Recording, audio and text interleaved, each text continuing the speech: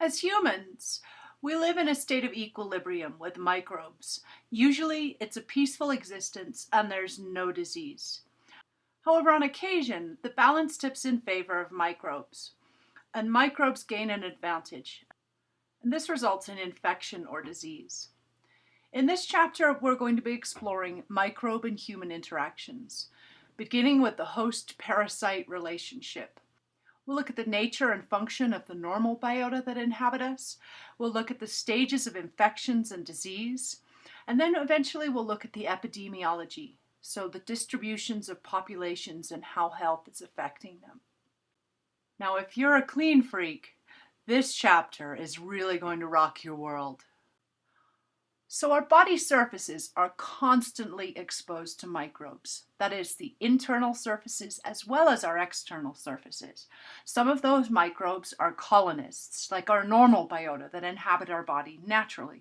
Some of them are transient, they're just passing through. And others are actually able to invade. When pathogenic microorganisms are able to penetrate the host defense, enter the tissues, and multiply, we have an infection. And when that infection actually damages or disrupts tissues and organs, we consider it a disease. Now, technically, disease means any deviation from health, but it could be caused by an infection, it could be caused by diet, genetics, or simply just aging.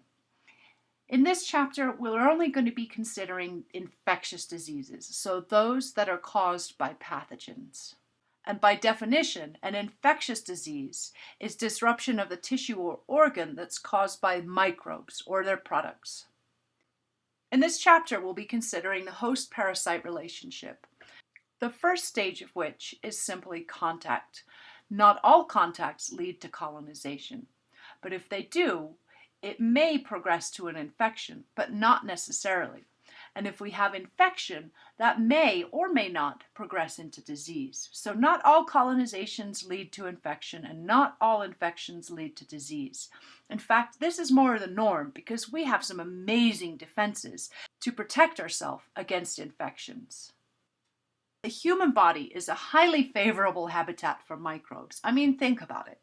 We have plenty of nourishment, we have a moist environment, we have stable temperature and pH, and there's plenty of space to live. It's so favorable, in fact, that microbes outnumber our own cells 10 to 1. In our body, we have about 10 trillion cells. Then the bacteria that inhabit an adult number over 100 trillion. So we have a whole lot of normal or resident biota, and they're adapted to live right here on us.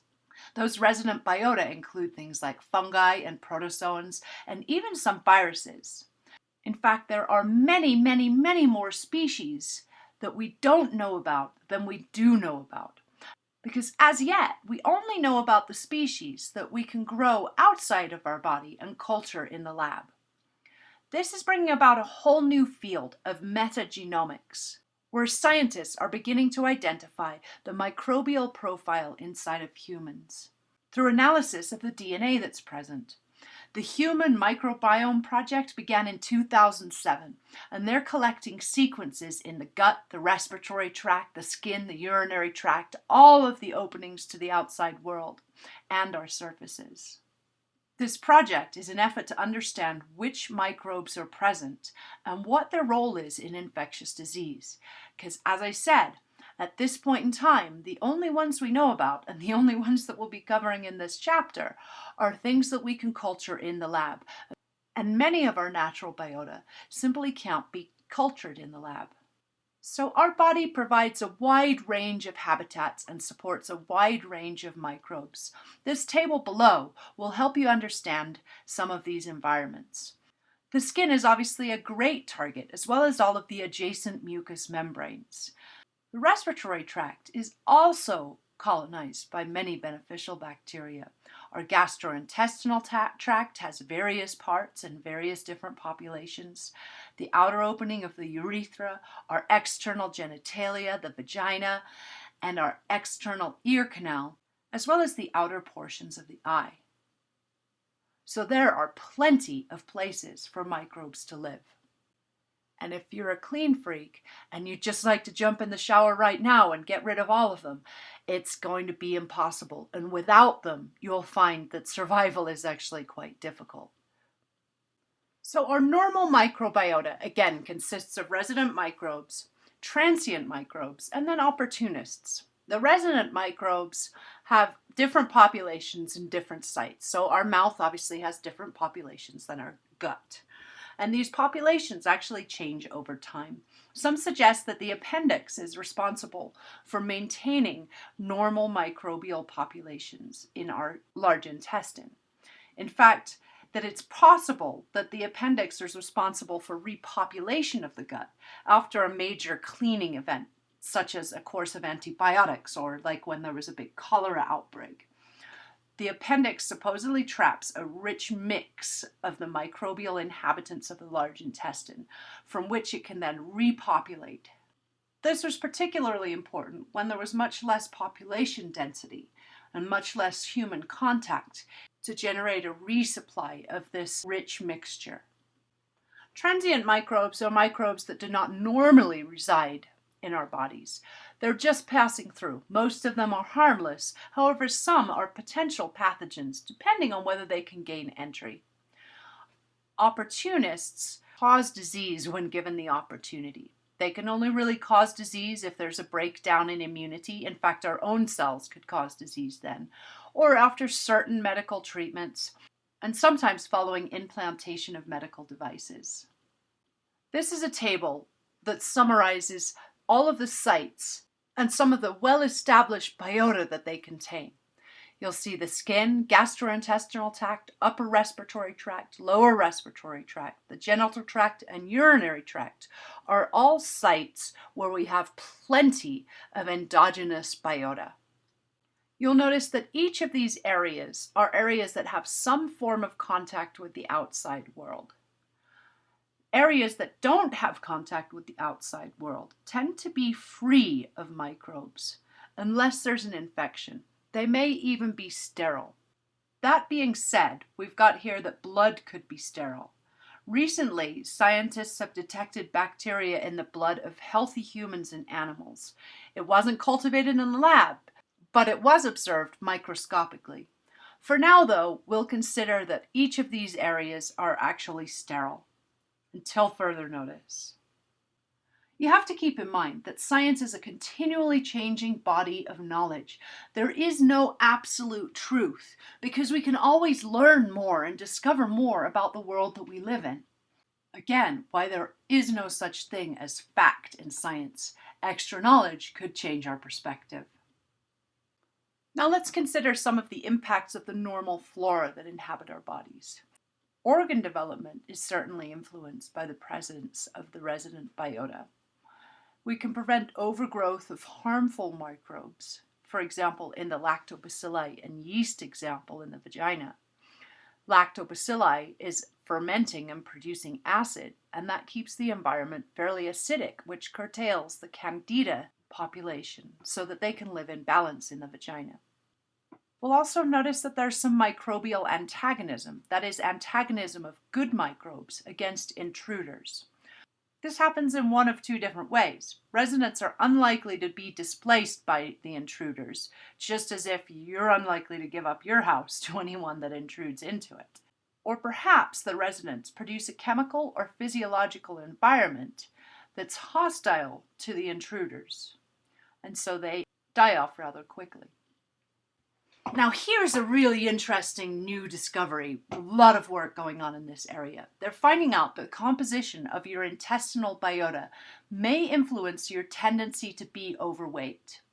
Scientists have discovered that obese humans have more Firmicutes in their intestines and less Bacteroidetes. The opposite is the case for non-obese humans. They've also discovered that Firmicutes may actually draw more calories out of food. So those people that are overweight and have this Firmicutes dominant environment may actually be getting much more calories out of the food that they eat. This is a really fascinating growing field of research. Now, whether we call a microbe beneficial depends on whether the individual is in good health and has a fully functioning immune system. Diseases could easily be caused by previously normal biota if the immune system is compromised, like we see in AIDS, or if the individual is in bad health for another reason. This type of infection would be called an endogenous infection because it's caused by our endogenous biota. Often in AIDS patients, the endogenous biota have become opportunistic and cause infections that would not normally occur in a healthy individual.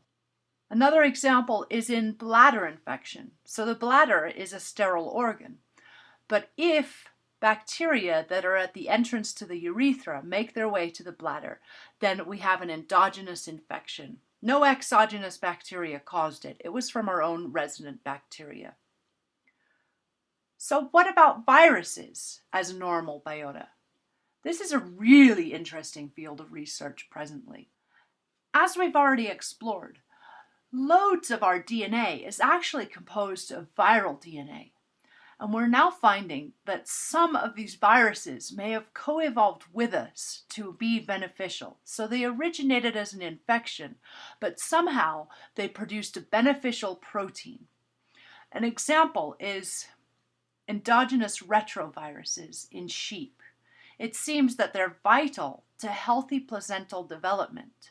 Without the ERVs, the sheep will abort their fetuses because the placenta doesn't develop properly. Another example is in T lymphotropic virus. Individuals that have this virus seem to have a lower incidence of stomach cancer. That means that the T lymphotropic virus could actually have a protective role against stomach cancers. Table 13.4 shows factors that actually weaken the host's defenses: old age and extreme youth or infancy. We might have genetic deficits and immunity and acquired deficits in immunity like AIDS. We could have had surgery or organ transplants to weaken the immune system. Underlying diseases like cancer and liver malfunctions or diabetes. Chemotherapy definitely reduces our defenses.